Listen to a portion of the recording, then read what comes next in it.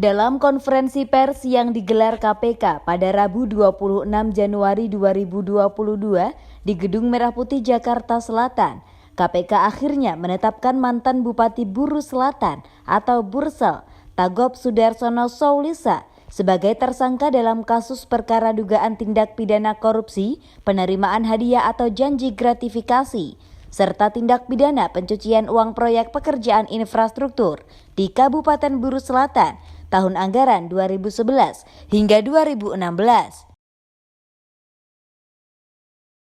Penetapan tersangka mantan Bupati Bursel 2 periode itu diungkapkan Wakil Ketua KPK, Lili Pintauli Siregar setelah ditemukan bukti permulaan hingga perkara tersebut naik ke tahap penyidikan. Setelah dilakukan pengumpulan informasi dan data yang kemudian ditemukan adanya bukti permulaan yang cukup, KPK melakukan penyelidikan dan meningkatkan status perkara ini ke tahap penyidikan dengan mengumumkan tersangka. Selain Tagop, dua pihak swasta turut ditetapkan sebagai tersangka, yakni Johnny Reinhardt Kasman atau JRK dan Ivana Kuelju atau Ika. Selain penetapan tersangka, Tagop dan Johnny langsung ditahan di Rutan Polres Jakarta Pusat selama 20 hari ke depan. Sementara Ivana Kuelju belum ditahan. KPK juga menghimbau Ivana kooperatif penuhi panggilan KPK.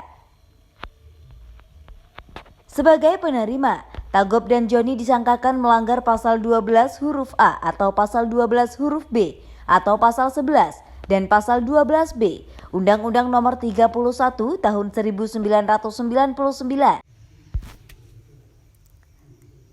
Sebagaimana telah diubah dengan Undang-Undang Nomor 20 Tahun 2001 tentang perubahan atas Undang-Undang Nomor 31 Tahun 1999 tentang pemberantasan tindak pidana korupsi, Jungto Pasal 55 Ayat 1 K1 KUHP dan Pasal 3 dan atau 4 Undang-Undang Nomor 8 Tahun 2010 tentang pencegahan dan pemberantasan tindak pidana pencucian uang.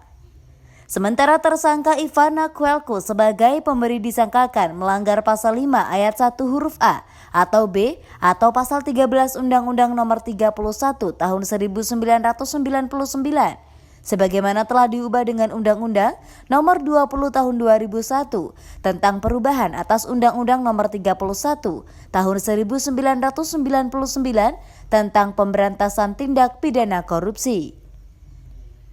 Dari Jakarta, Tim Liputan Madu TV mewartakan.